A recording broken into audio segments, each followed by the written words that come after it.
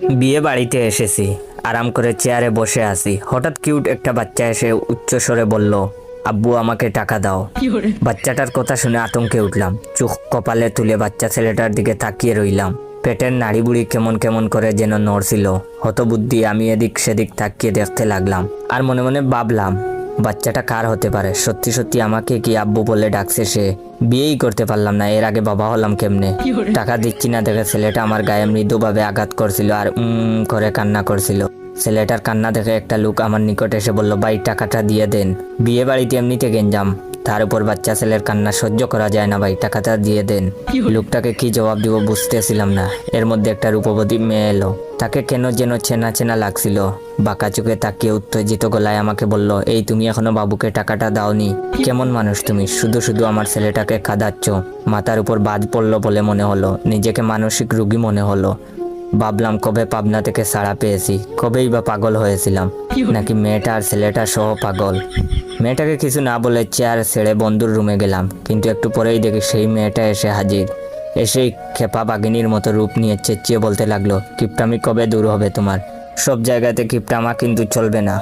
তাড়াতাড়ি টাকা বের করতে বলছি, বের করো। আমার হয়ে বন্ধু বলে উঠলো, আপু কি শুরু করছিস এগুলো?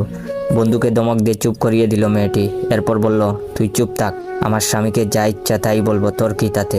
আমি বন্ধুর দিকে ভূত দেখার মতো করে তাকিয়ে রইলাম, বন্ধুও আমার দিকে। বাধ্য হয়ে পকেট থেকে 10 টাকা বের করে দিলাম। টাকা দেখে মেয়েটি যেভাবে চোখ বানিয়ে তাকিয়ে রইল, দেখে মনে হলো এখনই আমাকে কাঁচা গিলে খাবে। মানিব্যাগ থাবড়ি দিয়ে 1000 টাকার কচকচা নোট নিয়ে নিল। এরপর বেঞ্চি কেটে চলে গেল। বিকেলে খেতে দেওয়া হলো বন্ধুর ঘরে, বন্ধুকে নিয়ে খাচ্ছিলাম। তখন সেই মেয়েটি রুমে এসে আমাকে নরম স্বরে বলল, এই তোমার না গরুর গোস্ত খাওয়া মানা, দাও তো গোস্তগুলো দাও, তুমি মাছ দিয়ে খাও। এটা বলেই সে প্লেট থেকে সবগুলো গোস্ত তার প্লেটে নিয়ে নিল আর আমার প্লেটে মাছের 2 টুকরো দিল।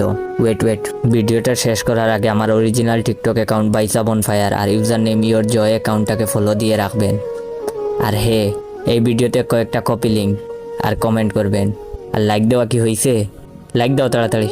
মেয়েটার আচরণ দেখে আমার বন্ধু হা হয়ে গেল আর আমি হতবম্ব নির্বাক হয়ে প্লেটের মাছের দিকে তাকিয়ে রইলাম। ভাবলাম বিয়ে খেতে তো আসিনি, ফেক বউয়ের জ্বালাতন সহ্য করতে আসছি। এটা যে কোন গন্ডারের বউ আল্লাহই ভালো জানেন। সেই ব্যক্তি এই পিসকে সহ্য করে কেমনে?